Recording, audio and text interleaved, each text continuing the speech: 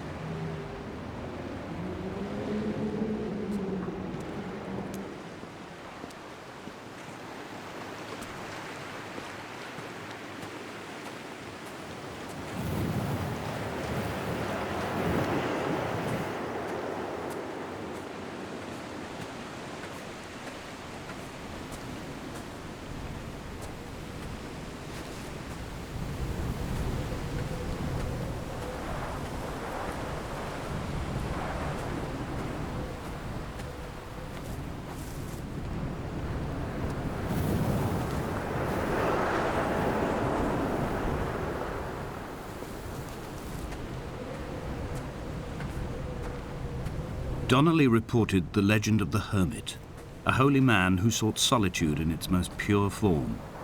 Allegedly, he rode here from the mainland in a boat without a bottom, so all the creatures of the sea could rise at night to converse with him. How disappointed he must have been with their chatter. Perhaps now, when all that haunts the ocean is the rubbish dumped from the tankers, he'd find more peace. They say he threw his arms wide in a valley on the south side, and the cliff opened up to provide him shelter. They say he died of fever 116 years later. The shepherds left gifts for him at the mouth of the cave, but Donnelly records they never claimed to have seen him. I have visited the cave and I have left my gifts, but like them, I appear to be an unworthy subject of his solitude.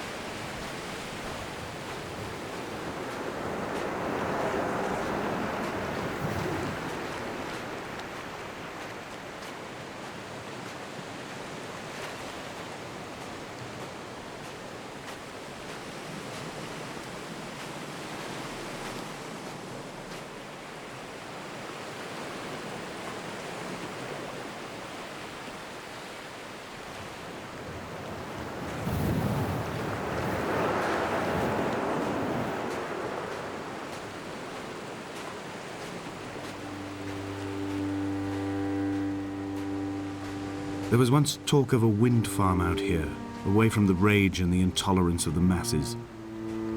The sea, they said, is too rough for the turbines to stand. They clearly never came here to experience the becalming for themselves. Personally, I would have supported it. Turbines would be a fitting contemporary refuge for a hermit. The revolution and the permanence.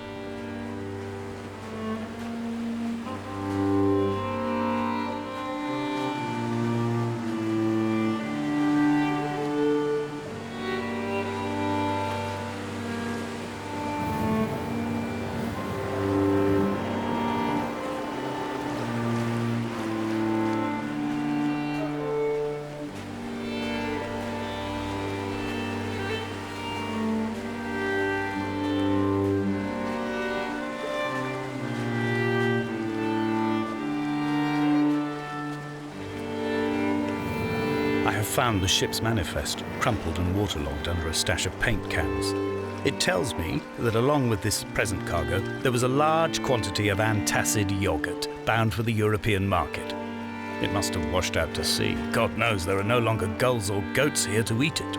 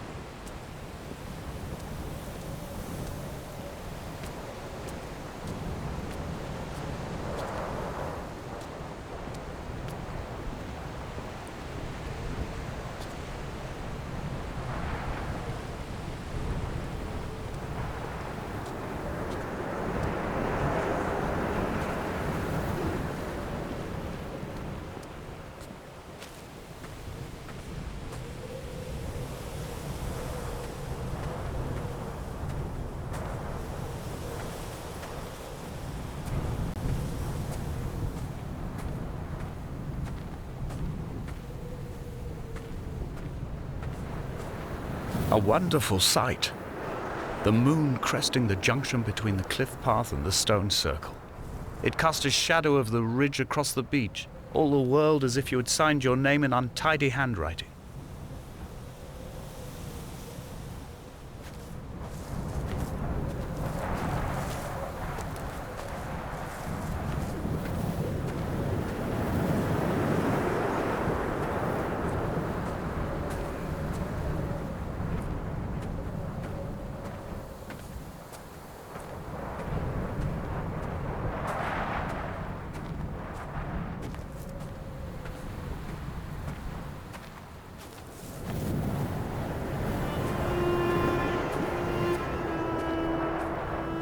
When someone had died or was dying, or was so ill they gave up what little hope they could sacrifice, they cut parallel lines into the cliff, exposing the white chalk beneath.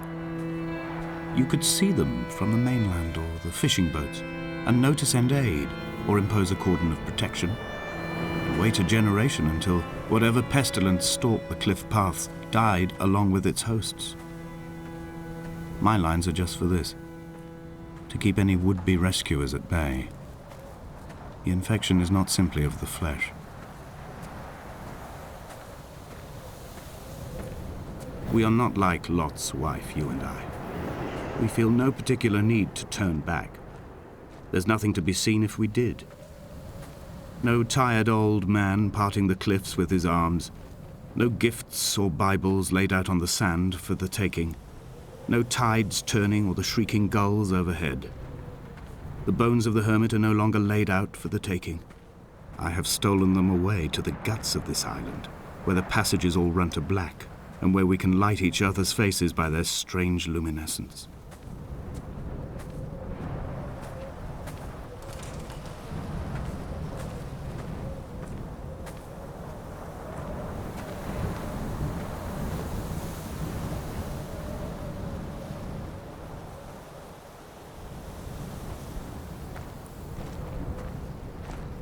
Dear Esther, I met Paul.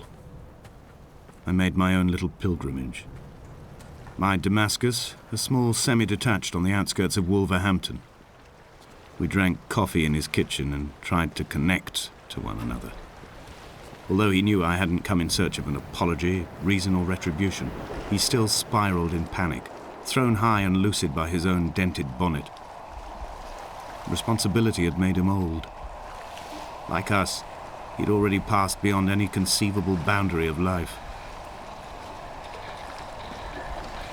I threw my arms wide and the cliff opened out before me, making this rough home. I transferred my belongings from the Bothy on the mount and tried to live here instead. It was cold at night and the sea lapped at the entrance at high tide. To climb the peak, I must first venture even deeper into the veins of the island, where the signals are blocked altogether. Only then will I understand them, when I stand on the summit and they flow into me, uncorrupted.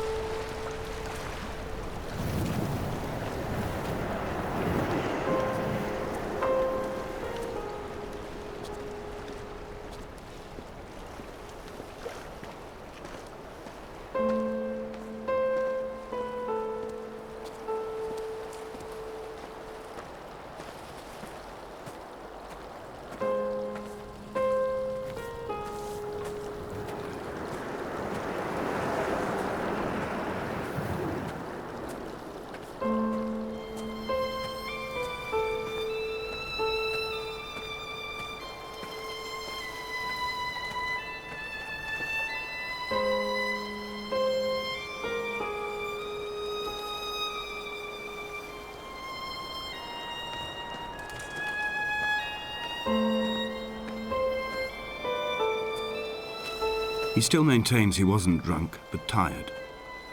I can't make the judgment or the distinction anymore. I was drunk when I landed here, and tired too. I walked up the cliff path in near darkness and camped in the bay where the trawler lies beached. It was only at dawn that I saw the Bothy and decided to make my temporary lodgings there. I was expecting just the aerial and a transmitter stashed in a weatherproof box somewhere on the mount. It had an air of uneasy permanence to it. Like all the other buildings here, erosion seems to have evaded it completely.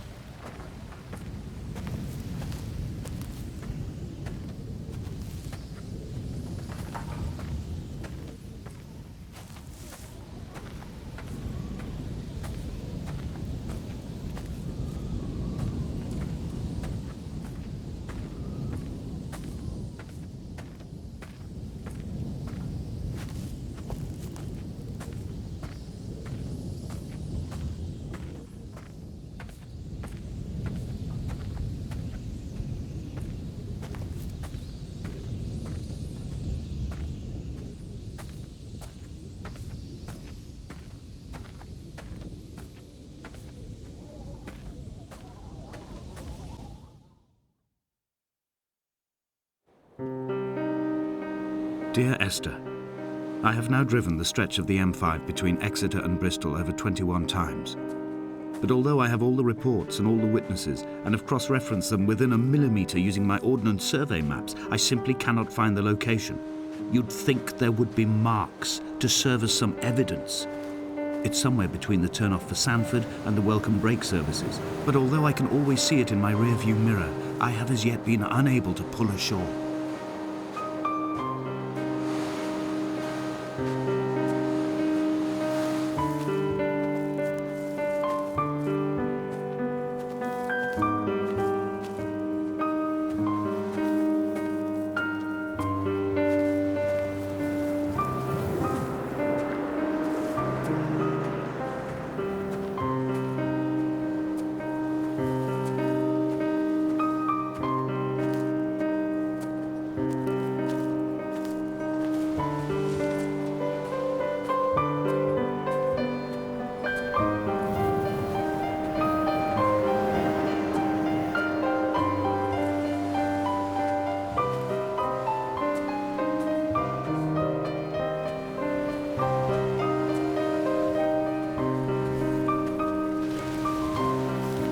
An imagined answer phone message. The tyres are flat, the wheel spins loosely, and the brake fluid has run like ink over this map, staining the landmarks and rendering the coastline mute, compromised. Where you saw galaxies, I saw only bruises cut into the cliff by my lack of sobriety.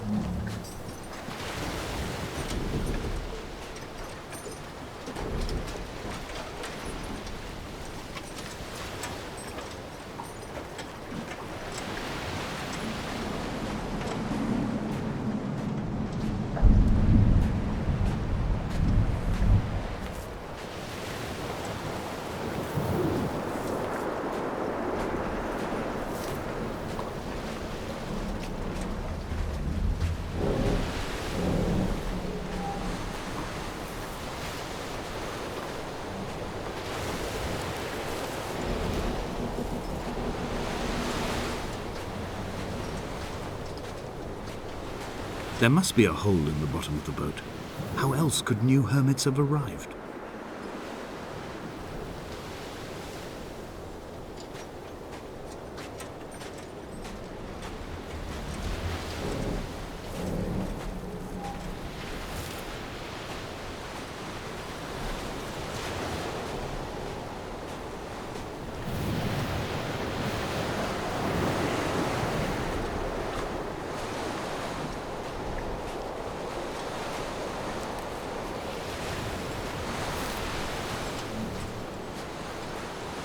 I had kidney stones and you visited me in the hospital. After the operation, when I was still half submerged in anesthetic, your outline and your speech both blurred. Now my stones have grown into an island and made their escape, and you have been rendered opaque by the car of a drunk.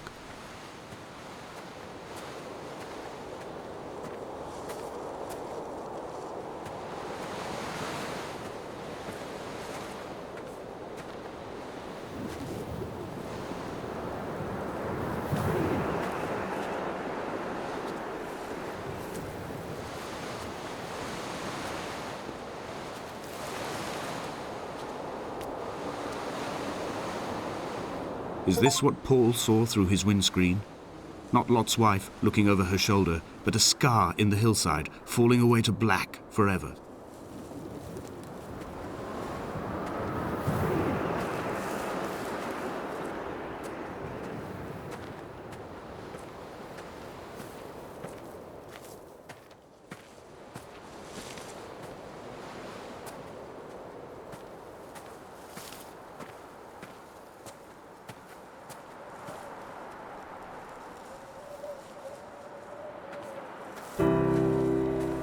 I've begun my ascent on the green slope of the western side. I've looked deep into the mountain from the shaft and understood that I must go up and then find the way under. I will stash the last vestiges of my civilization in the stone walls and work deeper from there. I'm drawn by the aerial and the cliff edge. There is some form of rebirth waiting for me there.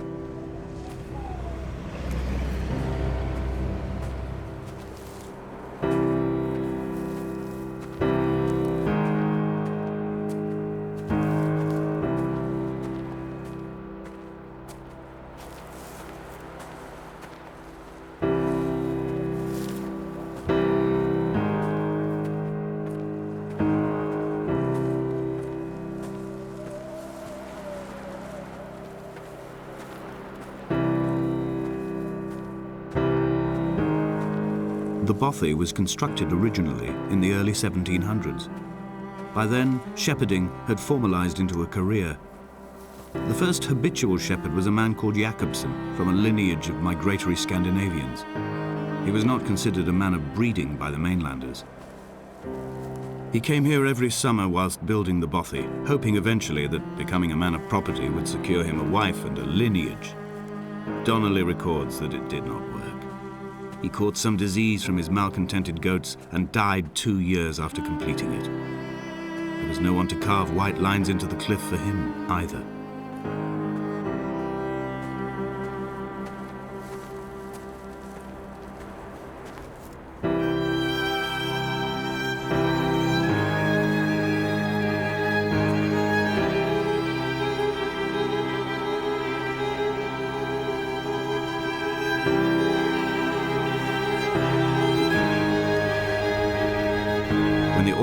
Ran out, I didn't pick up a torch, but used the moonlight to read by. When I've pulled the last shreds of sense from it, I will throw Donnelly's book from the cliffs and perhaps myself with it. Maybe it will wash back up through the caves and erupt from the spring when the rain comes, making its return to the Hermit's cave. Perhaps it will be back on the table when I wake. I think I may have thrown it into the sea several times before.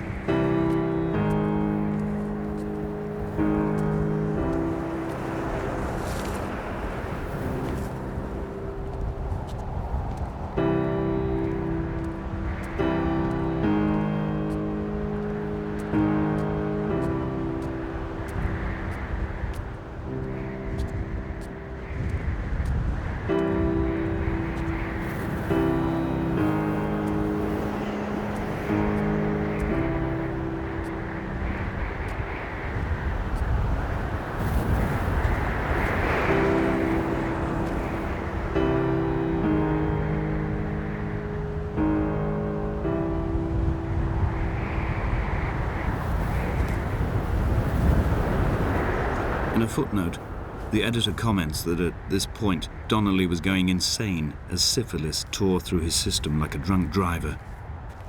He's not to be trusted. Many of his claims are unsubstantiated, and although he does paint a colourful picture, much of what he says may have been derived directly from his fever. But I've been here, and I know, as Donnelly did, that this place is always half imagined. Even the rocks and caves will shimmer and blur with the right eyes.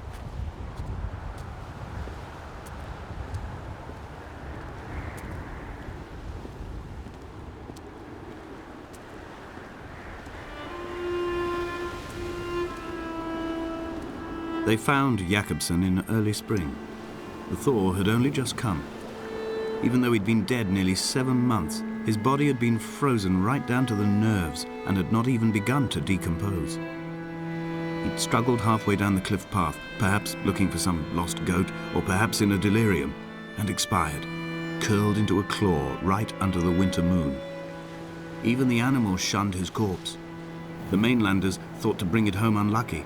Donnelly claims they dragged it to the caves to thaw out and rot, but he is proving an unreliable witness.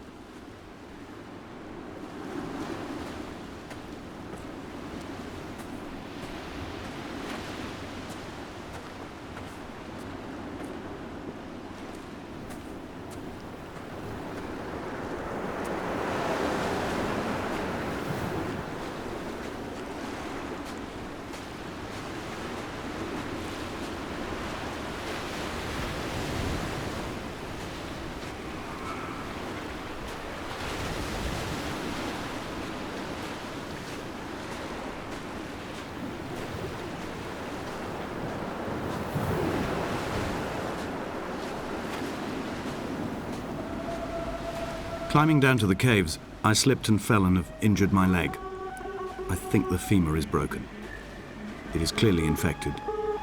The skin has turned a bright, tight pink, and the pain is crashing in on waves, winter tides against my shoreline, drowning out the ache of my stones. I struggled back to the Bothy to rest, but it has become clear that there is only one way this is likely to end. The medical supplies I looted from the trawler have suddenly found their purpose. They will keep me lucid for my final ascent.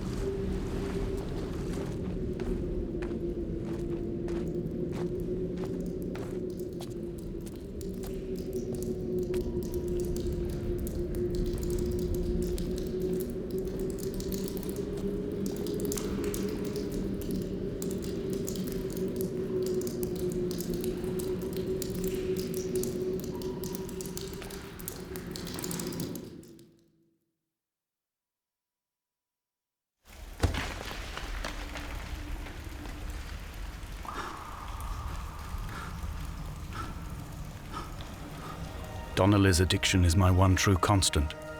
Even though I wake in false dawns and find the landscape changing, flowing in constantly through my tears, I know his reaching is always upon me.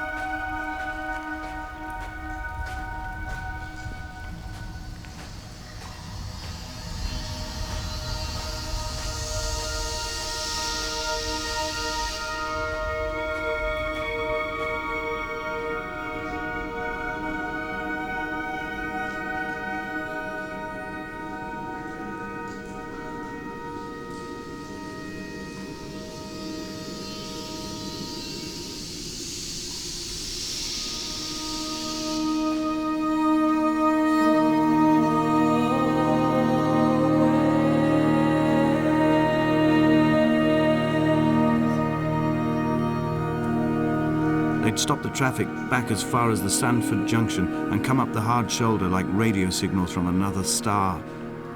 It took 21 minutes for them to arrive. I watched Paul time it to the second on his watch.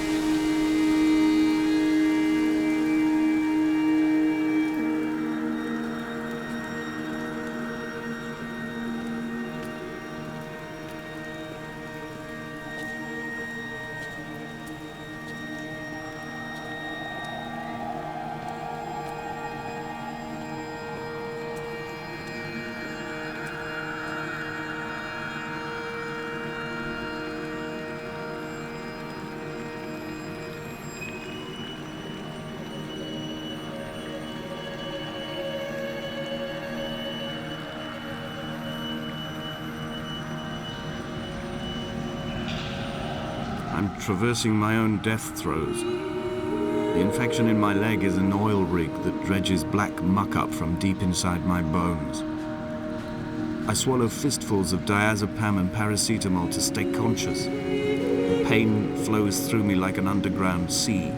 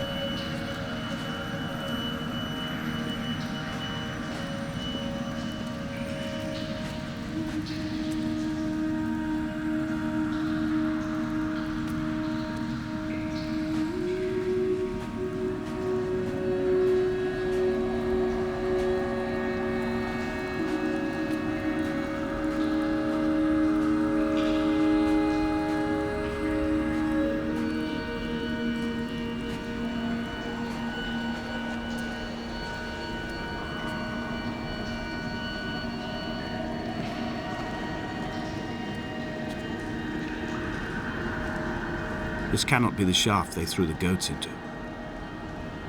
It cannot be the landfill where the parts of your life that would not burn ended up. It cannot be the chimney that delivered you to the skies.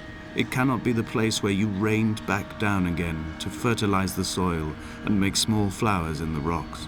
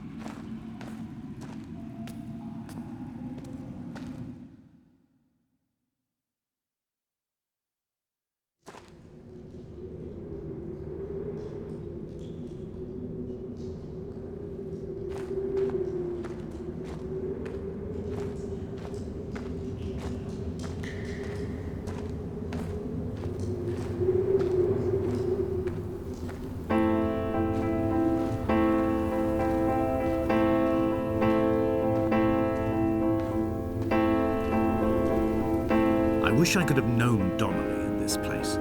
We would have had so much to debate. Did he paint these stones or did I? Who left the pots in the hut by the jetty? Who formed the museum under the sea? Who fell silently to his death into the frozen waters? Who erected this godforsaken aerial in the first place? Did this whole island rise to the surface of my stomach, forcing the gulls to take flight?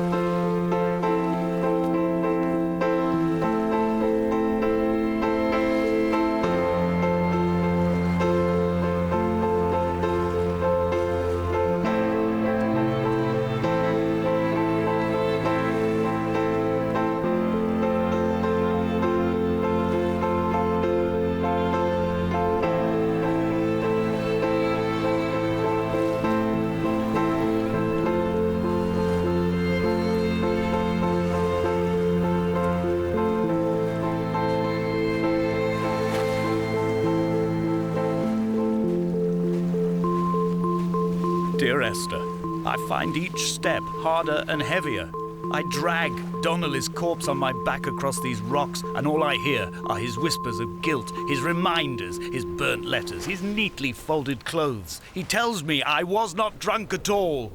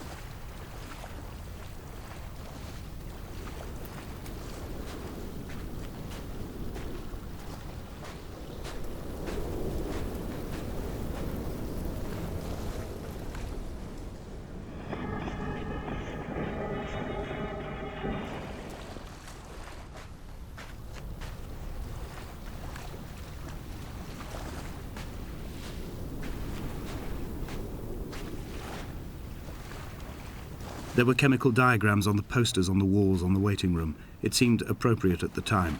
Still life abstractions of the processes which had already begun to break down your nerves and your muscles in the next room. I crammed diazepam as I once crammed for chemistry examinations. I am revising my options for a long and happy life.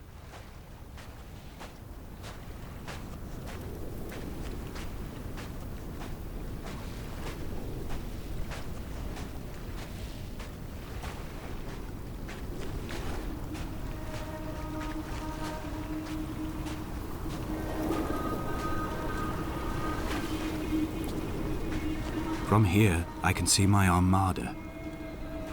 I collected all the letters I'd ever meant to send to you, if I'd have ever made it to the mainland, but had instead collected at the bottom of my rucksack, and I spread them out along the lost beach.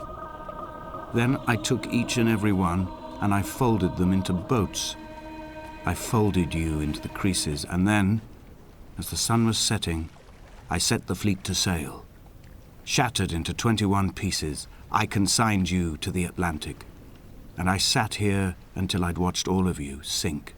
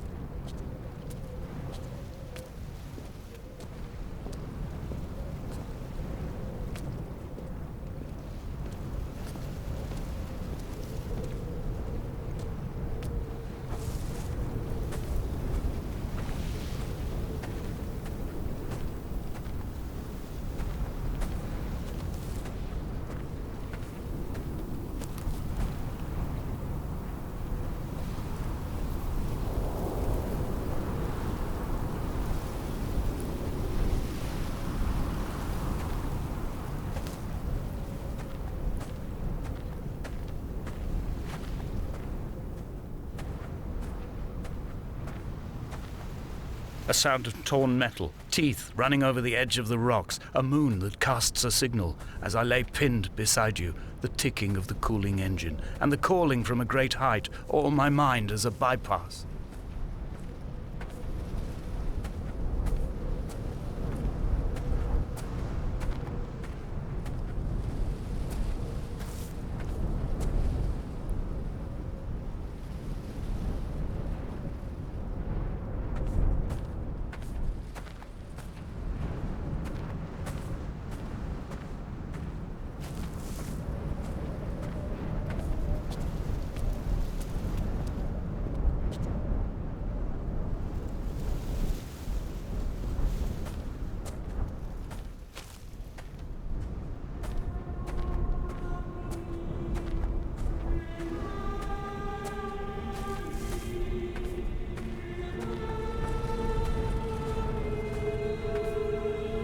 I've begun my voyage in a paper boat without a bottom.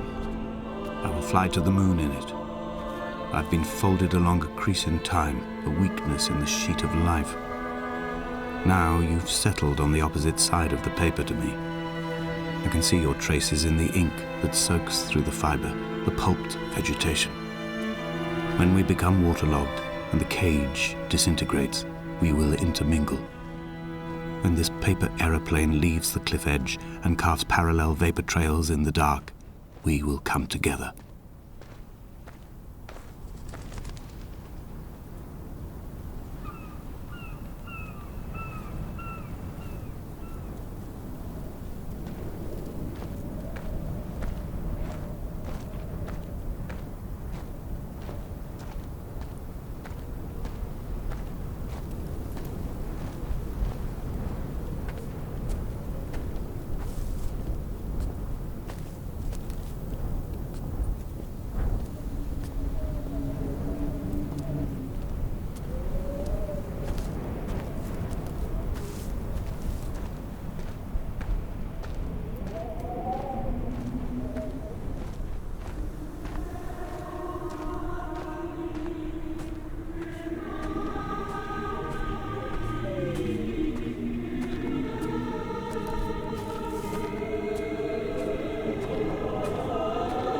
If only Donnelly had experienced this, he would have realized he was his own shoreline, as am I. Just as I am becoming this island, so he became his syphilis, retreating into the burning synapses, the stones, the infection.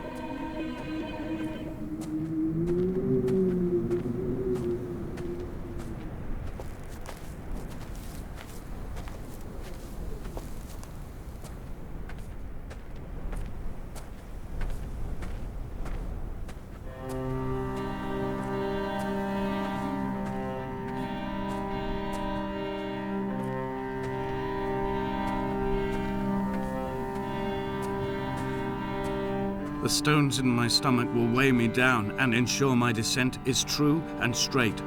I will break through the fog of these godforsaken pills and achieve clarity. All my functions are clogged, all my veins are choked. If my leg doesn't rot off before I reach the summit, it will be a miracle. There are 21 connections in the circuit diagram of the anti-lock brakes.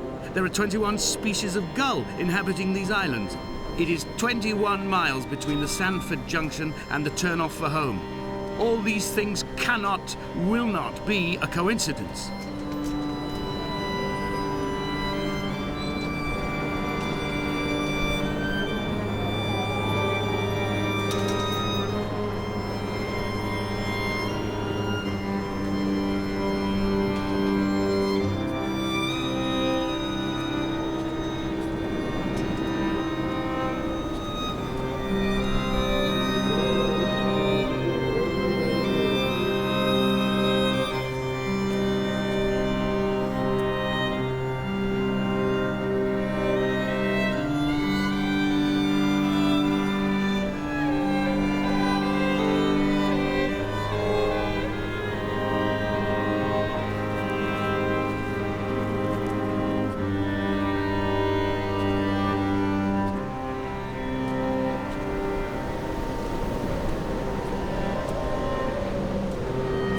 He was not drunk, Esther. He was not drunk at all. He had not drunk with Donnelly or spat Jacobson back at the sea. He had not careered across the lost shores and terminal beaches of this nascent archipelago. He did not intend his bonnet to be crumpled like a spent tissue by the impact. His windscreen was not star-studded all over like a map of the heavens. His paintwork etched with circuit diagrams, strange fish to call the gulls away. The phosphorescence of the skid marks lighting the M5 all the way from Exeter to Damascus.